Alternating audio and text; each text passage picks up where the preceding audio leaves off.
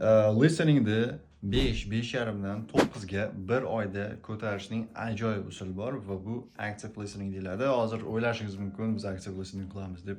Yo'q, siz active listening qilmaysiz.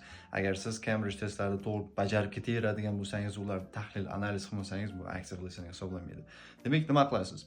Bu metod 8 marta takroriy eshitishga asoslangan. Ya'ni siz bitta trackni olasiz, har 3-5 sekundda pauza qilib qaytadan o'sha 3-5 sekundda eshitasiz. Ya'ni 8 marta 3-5 sekundlikda eshitasiz.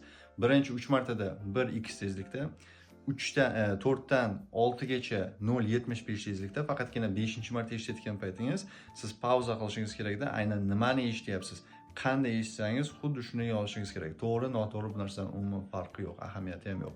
6-marta eshitgan paytingiz, eshitishdan oldin siz o'sha eshitgan narsangizni matnini topib, ko'rib, qilgan, yozgan xatolaringizni aniqlab, bilmagan so'zlaringizni o'rganib, undan keyin 6-martada yana qaytadan 0.75 tezlikda eshitasiz. Xuddi shunday 7-martada 1x tezlikda eshitasiz, keyin xuddi shunday 8-martada 1.2 yoki 1.5 tezlikda eshitasiz. Demak, bu o'sha 5-10 sekundlik audio trackni, xuddi shunday butun bir uzun o'sha 6 minutlik trackni shunday qilib chiqasiz.